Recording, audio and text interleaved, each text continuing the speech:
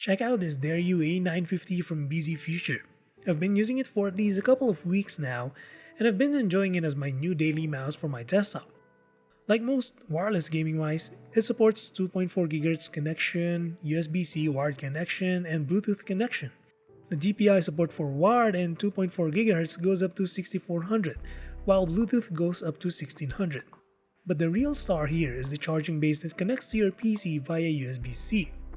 This charging base basically doubles as a stand for the mouse. Other than the fact that it glows in RGB, it has a USB port for the dongle for better signal and faster connectivity. And last but definitely not least, the mouse easily attaches magnetically to the stand to charge. Although the battery lasts up to 30 days in Bluetooth and 12 days in 2.4 GHz, this rids off the hassle of charging this mouse with a cable. You can get a Dario A950 from BZ Features website store, wherein they're offering a 15% exclusive discount for those who will use our code REN15 upon checkout. The 2023 Easter Day promo that they're running will run from March 10th until April 15th only, so make sure to check the links below to get the best deal for you.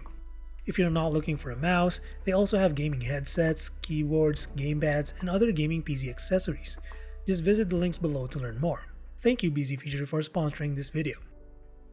Hey, we're back with another episode of my top issues, but this time we're talking about the Realme 10 Pro Plus. I recently made a 30-day review a few days ago, so make sure to watch that video if you want to know my experience with this phone. But for this one, we're going to talk about the issues that I think are substantial enough to make you second think, but without further ado, let's start with the first one, the headphone jack, or lack thereof. I know, who uses wired headphones these days when there are tons of affordable, cheap wireless earbuds already? Well, believe it or not, wired headphones or earphones still have their advantages and they're not easy to let go of, especially if they're of good quality. That's why it's unfortunate for the Realme 10 Pro Plus to omit the headphone jack, making the Realme 9 Pro Plus the last one with a said feature. Fortunately, that's about it for the external issue that I have with this phone. Next is the aggressive refresh rate that Realme's been doing with the 10 Pro Plus. Yes, the 10 Pro Plus did receive quite a substantial display upgrade.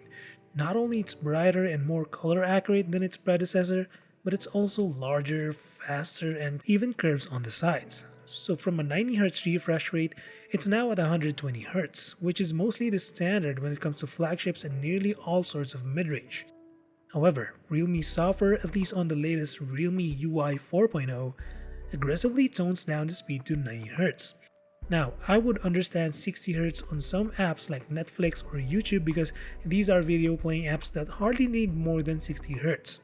But for apps like Facebook, Twitter, or Instagram, basically the most popular and most used apps out there, I don't need these apps locking me to 90Hz when the display of my phone supports 120.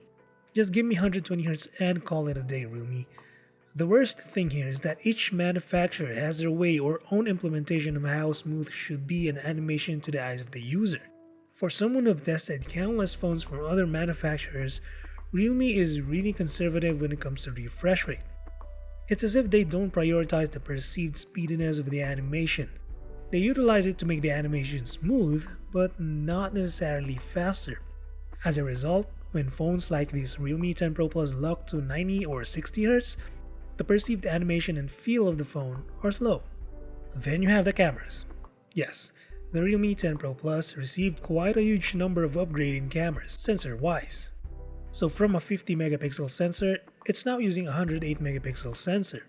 But despite the increase in megapixel count, it drops support for OIS, meaning the videos you take with this phone are less stable and taking sharp in-focus photos won't be as easy.